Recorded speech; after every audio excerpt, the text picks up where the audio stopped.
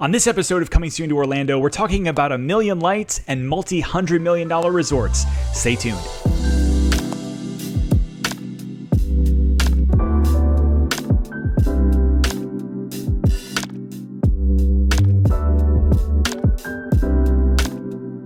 So the first story that we're going to talk about today is a little bit of a heartwarming story, if you will, and it has to do with the number one rated thing to do in Orlando in December by the USA Today, and that is the Night of a Million Lights over at Give Kids the World. If you've never been there before, a lot of people say that it's very, very reminiscent of the Osborne Family Light spectacle over at Hollywood Studios. So if you missed that, you might want to take a look at this. But a Night of a Million Lights is right inside Give Kids the World Village, and it lights up the entire town. They've got trains going there, shows, sort of a really amazing spectacle to see. What is Give Kids the World if you don't really know what it is? Well, back in 1989, a local hotelier wanted to be able to give back to kids that were in need, that were either sick or disabled, and give them a place to stay while they were visiting the most magical place on earth. And so they created this 89-acre village down in Kissimmee. There's 166 villas that your family can come down with the child in need that can be able to have a safe, clean place to be able to rest after a day at the parks and really be able to fulfill some magic in that kid's life. And so I think it's an amazing thing. A Night of a Million Lights runs until January 2nd, and tickets range from $25 up to $40 on the actual holiday nights.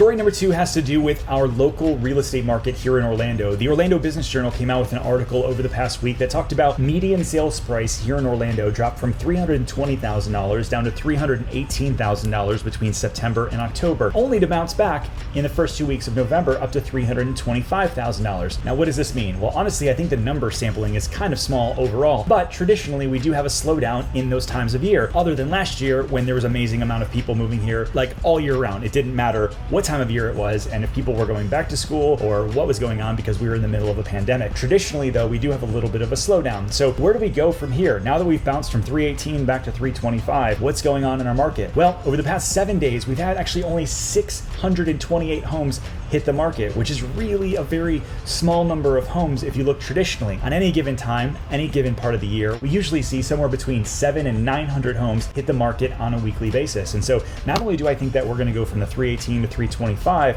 but if we consistently stay in this low number of listings, I do believe that we're going to consistently see price of homes rise all the way through the holiday season and into next year. So let me know down in the comments below. Have you purchased a home recently? Was it easy or was it getting harder?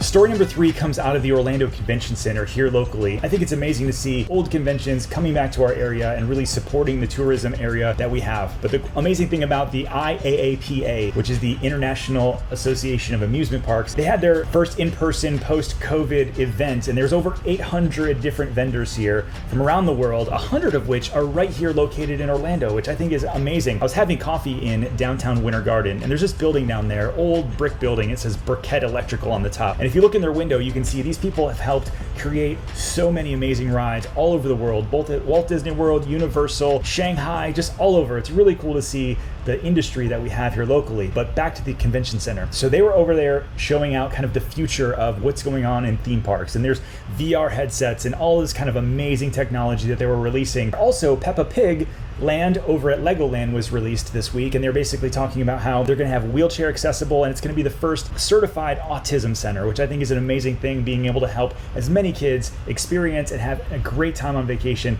with their families. So it's really cool to see the convention center and what they're doing for people around the world.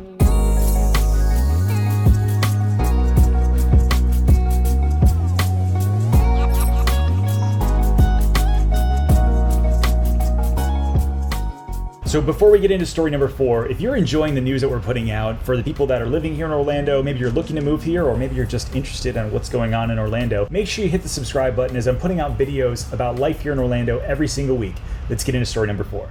Story number 4 has to do with a $300 million resort going in Cocoa Beach. It's a West End 4-star resort that's going in. And why is this important for people that are looking to move to Orlando, or if you already live here? Well, as you know, we're about an hour from the beach, and right now Cocoa Beach is a little bit of a tourist trap. For me, I like going a little bit farther north if I'm going to be over on the Atlantic side, but it would be amazing if Cocoa Beach matured into what it could be. There's all these kind of things going on over there with NASA and Blue Origin and SpaceX and the defense industry and just so many things getting built up over there. There's a huge opportunity to make Cocoa Beach into something really cool. So I think the West End investing $300 million in this new resort facility opening in mid-2024 is going to be a really big deal. Now, this was announced about a year ago that the city actually approved it, but now they're finally signed on with their general contractor, and so it's not just a pipe dream, it's actually becoming a reality. So let me know down below, do you guys hang out in Cocoa Beach, or what's your favorite beach to be at in Florida?